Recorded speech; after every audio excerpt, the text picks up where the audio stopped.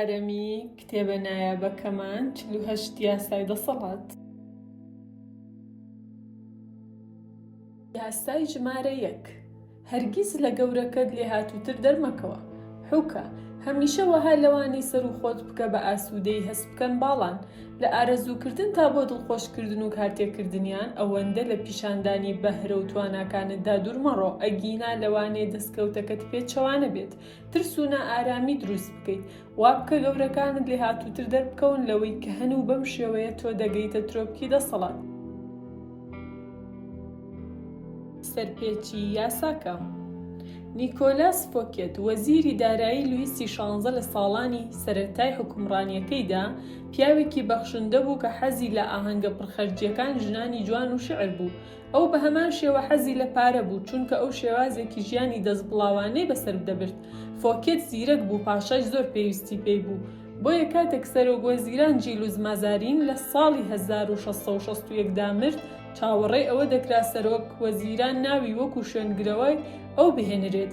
لەبری ئەمە پاشا بڕیاریدا پۆستەکە هەڵبوەشێنێتەوە. ئەمە و نیشانەکانی تر وایان کرد لە فۆکێت کە گومانی ئەوە پەیدا بکات کە ئەم برێوی نەماوە بۆیە بڕیاریدا بە سازدانی نایابترین ئاهەنگی جیهان خۆی لای پاشا خۆشەویست بکاتەوە. ئامانجە ڕواڵەتیەکەی ئاهەنگەکە بۆ بە ئاهەنگکردنی تەواوبوونی خانوە گەشتیارەکەی فۆکێتە ڤۆکس لوڤی کۆمۆد. بەڵام کردارە واقعیەکە ڕێز و پێزانین بوو بۆ پاشا میوانی شەرەف. خانەدانە هەرە ناسراوەکانی ئەوروپا و هەندێک لە گەورەترین ئەقڵەکانی سەردەم لافۆنتین، لاڕۆچیفۆکۆت، مەدەم دووسێڤین ئامادەی ئاهەنگەکە بوون. مۆلێر شانۆیەکی بۆ بۆنەکە نووسی کە تێیدا ئەو خۆی لە کۆتایی ئێوارەکەدا نواندنی ئەنجام دەدا. ئاهەنگەکە بە ئێوارە خوانێکی تێر و تەسەلی فرە خواردن دەستی پێکرد کە خۆراکی خۆرهەڵاتی وەهای تیا بوو پێشتر لە فەڕەنسا تام نەکرابوو. هەروەها خۆراکی نوێی تیا بوو کە تایبەت بە شەوەکە دروست کرابوو. ژەمەکە مۆسیقای لەگەڵدا بوو کە فۆکێت لەسەر شەرەفی پاشا ڕای سپارد بوو. پاش نانی ئێوارە پیاسەیەک بەناو باخەکانی خانووەکەدا کرا. زەوی و نافورەکانی ڤۆکس لوڤی کۆمۆد دەبوونە ئیلهامێک بۆ ناوچەی ڤێرسای. فۆکێت بە شێوەیەکی شەخسی بەناو دوکانە گوڵەکان و دەوەنە ئەندازیاریەکاندا هاوڵی پاشای گەنجی کرد. بە گەیشتن بە کەناڵەکانی باخەکان ئەوان نمایشێکی یاری ئاگرینیان بینی کە نواندنی شانۆیەکەی مۆلێری بەدووادا هات. ئاهەنگەکە بە درێژاییشەوە باش بەڕێوە چوو هەمووان کۆک بوون لەسەر ئەوەی کە پێوێنەترین کارێکە ئامادەی بوو بن. ڕۆژی دواتر فۆکێت لەلایەن سەرۆکی پاسەوانانی پاشا دارتاگنان دەستگیر کرا. 3 مانگ دواتر ئەو دادگایی کرا لە بەرامبەر دزیکردن لە گەنجینەی وڵات. لە ڕاستیدا زۆربەی ئەو دزیەی کە پێی تۆمەتبار کرابوو بە لەبری پاشا و بە ئیزنی پاشا کردبووی. فۆکێت تاوانی خرایە مل و نێردرا بۆ گۆشەگیرترین زیندان لە فەڕەنسا لە بەرزایی چیاکانی پایرینیس کە لەوێ دوایین 20 ساڵی تەمەنی لە بەندیخانەی تاکە کەسیدا بەسەر برد. لویسی 16 پاشای خۆر کابرایەکی لوودبەرز و بەدەعیە بوو کە دەیویست لە هەموو کاتێکدا ببێتە سەنتەری سەرنج. ئەو نەیتوانی ڕێگە بدات بەوەی لە دەست بڵاویدا هیچ کەسێک پێشی بداتەوە. وچ جا وەزیری داراییش بۆ سەرکەوتن بەسەر فۆکێتدا لویس جان باپتیسی کۆلبێرتی هەڵبژارد. پیاوێک بە ناوبانگ بە پیسکەیی و بە ئەنجامدانی کەم خەرجترین ئاهەنگەکان لە پاریسدا. کۆلبێرت پێداگیری کرد لەوەی هەر پارەیە کە لە گەنجینەوە دەردەچێت ڕاستەوخۆ بچێتە ناودەستی لویس. لویس بە پارەکە کۆشکێکی بنیاد نات تەنانەت ناوازەتر لەوەی فۆکێت کۆشکی شکۆمەندانی ڤێرسایی. ئەو هەمان تەلارساز هەمان ڕازێنەرەوەی هەمان دیزاینەری باخی بەکرێگرت لە ڤێرسای. لویس ئاهەنگی تەنانە دەستبڵاوانەتری لەو ئاهەنگە سازدا کە فۆکێت ئازادیەکەی لەسەردانا. با پشکنینێک بۆ بارودۆخەکە بکەین. ئێوارەی ئاهەنگەکە لە کاتێکدا فۆکێت نمایش لە دوای نمایشی دەخستە ڕووی لویس هەر یەکەشیان کاریگەرتر بوو لەوی تریان. ئەو وێنای ئەوەی دەکرد کە ئەم کارە پیشاندانی ئەمەک و دڵسۆزیە بۆ پاشا. ئەو نەک تەنیا پێیوا بوو ئاهەنگەکە دەیگەڕێنێتەوە ناودڵی پاشا بەڵکو پێی وابوو نمایشەکە زەوقی باشی پەیوەندیەکانی و جەماوەریەکەی پیشان دەدات. ئەمە وای لێ دەکات کەسێکی پێویست بێت بۆ پاشا و پیشانی دەدات کە سەرۆکوەزیرانێکی نایابی لێ دەردەچێت، کەچی هەر نمایشێکی نوێ، هەر بزەیەکی ستایش کە لەلایەن میوانەکانەوە پیشانی فۆکێت دەدرا، وای دەکرد لویس پێی وابێت هاوڕێکان و ڕەعیەکانی زیاتر بکەونە ژێر کاریگەری وەزیری دارایی، نەک خودی پاشا.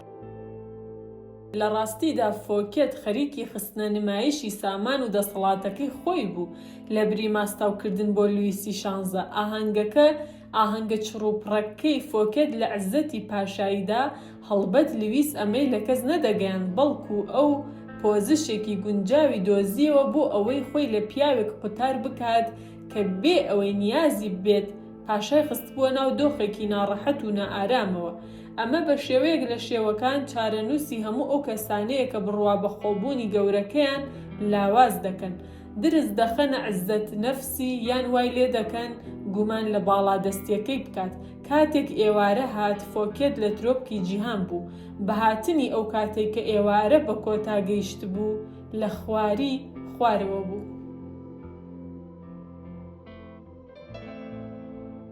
ڕەوی لە یاساکە لە سەرەتای 1600ەکاندا ماتماتیکناس و هەسارەناسی ئیتاڵی گالیلۆ خۆی لە پێگەیەکی ئەستیاردا بینیەوە. ئەو پشتی بە بەخشندەی فەرمانڕەوا گەورەکان بۆ بەدەست هێنانی بۆ پاڵپشتیکردنی توێژینەوەکەی و بۆیە وەکو هەموو زانایانی ڕێنیسانس هەندێک جار دیاری داهێنان و دۆزینەوەکانی پێشکەشی پشتیوانە داراییە پێشەنگەکانی سەردەمەکە دەکرد.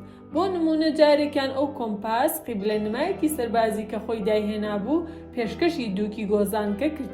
پاشان کتێبێکی پێشکەشی بنەماڵەی مێدیسیس کرد کە تێیدا بەکارهێنانی کۆمپاسەکە ڕوون کرابووەوە. هەردوو فەرمانڕەواکە سوپاسگوزار بوون و لە ڕێگەیانەوە گالیلۆ توانی خوێندکاری زۆرتر پەیدا بکات بۆ دەرس پێوتنیان. گرنگ نییە دۆزینەوەکە چەندێک مەزن بوو.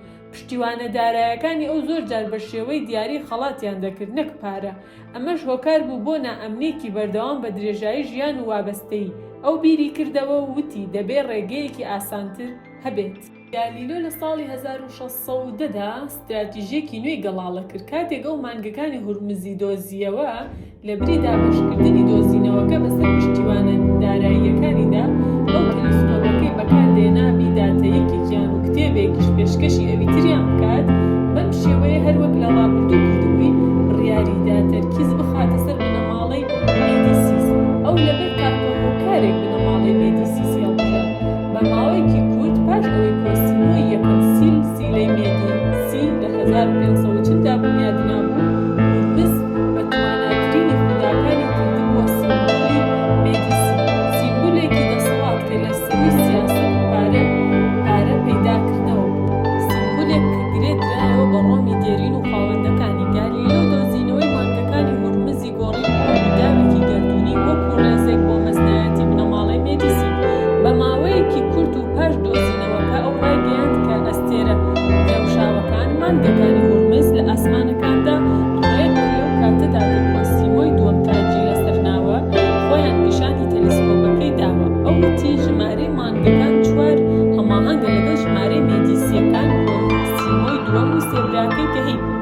ئەمەی کە مانگەکان بە دەوری هورمزدا دەسوڕێنەوە وەک چۆن ئەم 4 کوڕەی بە دەوری کۆسیمۆی یەکەمدا دەسوڕێنەوە کە دامەزرێنەری سیلسیلەکەیە زیاتر لەوەی ڕێکۆتێک بێت. ئەمە پیشانیدا کە ئاسمانەکان خۆیان پیشاندەری هاتنە سەر تەختی بنەماڵەی مێدیسین. پاش ئەوەی دۆزینەوەکە پێشکەشی مێدیسیەکان کرد، گالیلۆ ڕای سپارت ئارمێک دروست بکرێت کە هورمز بنوێنێت کە لەسەر هەورێک دانیشتۆ و 4 ئەستێرە دەورەیان داوە و ئەمەی پێشکەشی کۆسیمۆی دووەم کرد وەک ڕەمزی ڕایەڵبوونەوەکەی بە ئەستێرەکانەوە.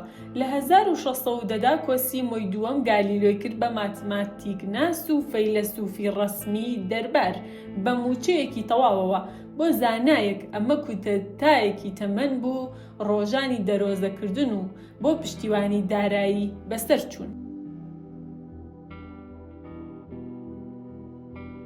لێکدانەوە لە چاوتروکانێکدا گالیلۆ بە ستراتیژیە نوێیەکەی زیاتر لەوەی بەدەستێنا کە ساڵانێک بە دەرۆزەکردن پێیەوە خەریک بوو. هۆکارەکە سادەیە، هەموو گەورەکان دەیانەوێت درەوشاوەتر لەوانی تر دەربکەون. ئەوان گوێ نادەن بە زانستیان حەقیقەتی ئەزمونیان دوایین داهێنان. ئەوان بایەخ بە ناویان و شکۆیان دەدەن. گالیلۆ بە بەستنەوەی ناوی بنەماڵەکە بەهێزە گەردوونیەکان نەک بەکردنی ئەوان بە پشتیوانی دارایی دۆزینەوەیەک یان ئامێرێکی زانستی نوێ بێڕادە شکۆی بەخشیە مێدیسیەکان. زاناکانیش لە گۆڕانکاریە چاوەڕوان نەکراوەکانی پشتیوانی و ژیانی دەربار نابێردرێن. ئەوان زۆر خزمەتی ئەو گەورانە دەکەن کە قاسەکەیان لە بەردەستدایە و دەشێ هێزە فکریە گەورەکانیان هەستی نائارامی و ناڕەحەتی لای گەورەکە دروست بکات، وەک بڵێ تەنیا بۆ ئەوە لەوەیە پارە بدات. کارێکی دزێوی ناشەرەفمەندانە. بەرهەمهێنەری کارێکی گەورە دەیەوێ هەست بکات، تەنیا دابینکەرێکی دارایی نییە. ئەو دەیەوێ ئەفرینەر و بەهێز دەرکێ و بە هەمان شێوە گرنگتر بێت لەو کارەی بە ناوی ئەوەوە بەرهەم هێنراوە. لە بری پێدانی نائەمنی پێویستە شکۆی بدەیتێ. گالیلۆ بە دۆزینەوەکەی تەحەدای دەسەڵاتی فیکری مێدیسیەکانی نەکرد، نەواشی لێکردن بە شێوەیەک لە شێوەکان هەست بە نائەمنی بکەن، تەنیا بەوەی کە بە مانای وشە ئەوانی دایە پاڵ ئەستێرەکان وای لێکردن لە نێو دەربارەکانی ئیتالیادا ڕووناک بدرەوشێنەوە. ئەو خۆی درەوشاوەتر لە گەورەکەی پیشان نەدا، وای کرد گەورەکەی لە هەموو ئەوانی تر درەوشاوەتر دەرکەوێت.